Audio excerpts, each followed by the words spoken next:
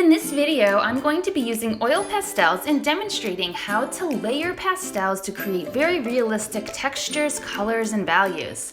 So first, I want to make sure you understand how to clean off your oil pastels. You can run your oil pastels over a scrap sheet of paper, or you can wipe them off in a paper towel.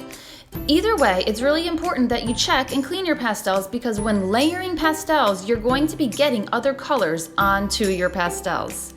So if you need to take down some of the wrapper, just peel it down with your fingers and then look at all this gunk, all this dark color I am getting off of this peach pastel. So what I want to create is a very realistic, colorful close-up of an eye. But before I start that, I'm going to practice drawing at least 2 textures. So here in front of me I have a sheet of different textures: fur, feathers, scales, and even an eye.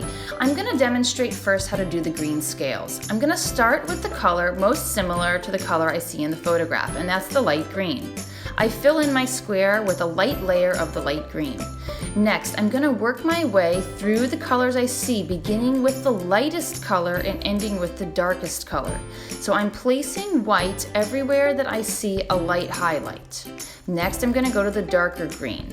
And you can see that I'm placing the darker green on the opposite side of the light color because these scales look like they're like a little bit of a kind of like a sphere rounded form sticking up. And I can see more of a highlight on one side and a little bit more of a shadow on the other side. Now that I have the white and the darker green in place, you can start to see the scales coming to life already. But now I'll work my way through the other colors I see. So I see a golden color, like a golden tan. Place some of that down where I see it. I see some yellow. And of course, watch how I'm cleaning each of these off before I use them. And I'm putting these colors on top in light layers. So I'm never coating the entire paper with one color. I'm letting there be some white space left. Okay, now I'm getting into some of my darker colors, so I'm using a dark blue. Notice I'm not using black, not at all yet. That would be the last color I'd want to use. So using my dark blue, I'm placing that in the darkest areas, and that looks like the area between those rounded scales that are sticking upwards. So at this point, you can really see the similarity now between my drawing and the photograph of that texture that I'm drawing from. But now I'm going to go back through some of the colors that I use and I'm going to blend. I'm not blending with my finger at all.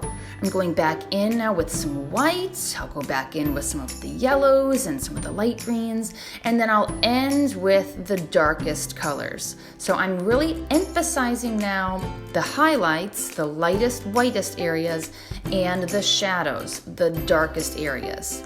I just am very gentle with the black and the dark brown because I don't want any black to start smearing and I don't want it to look too fake and too heavily outlined.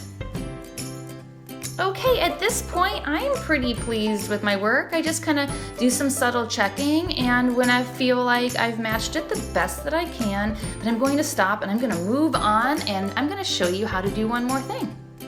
So let's look at how I would start this eye down here. I would actually draw a simple circle first and show where that black line is in the center. Now, black again is the last color I would use. I'm going to start with the lightest color, and the lightest color is yellow. As I place down the yellow, watch how I'm going around that black area so my lines are going in the direction that I see them in the photograph. Okay, so they're going around, kind of like radial symmetry, radiating out from the center. After the yellow, I went to the light green, then the dark green, then into the orange, and then I'm going to go into like a red-brown. As I'm placing these colors down, I'm overlapping them gently. And then last, and this is a dark brown, it's not black. Okay, black's going to be the very last color I use. I need a little bit of dark brown, and I'm going to blend that into the orange. Now I'm going to look for some other colors that I see too. I see a little bit of red. So here's something to remember. Your drawings can look even better than the photographs of reality. Okay, so if you see a little bit of a color, go ahead and add it in, even if it makes your picture look a little bit like too colorful. I don't think it can ever be too colorful, by the way. All right, so now I'm using my black. I don't know if you just saw this, but my black pastel broke in half. I can still use it, no big deal. When I'm using the black, I try to stay a little bit outside of the edge of the eye so I can then go back in with the brown to kind of connect it and blend. You don't want to get that black blending in and smudging and smearing into your other colors. Lastly, I'm adding black in that line inside the eye. I want to add that line when I think I am pretty much done adding color to that eye because of it being able to smear. Now, at this point, I'm about done. I'm trying to add in a little bit more lightness. And then something that I like to do with black. Anywhere I have black, sometimes if you squint your eyes at your photographs, you'll see that there's actually some dimension to that black. So I'm using some dark blue on top of some parts of the black where I noticed it's just a little bit different. It's just like a little bit lighter. And this really makes, in my opinion, my drawing look better than my photograph.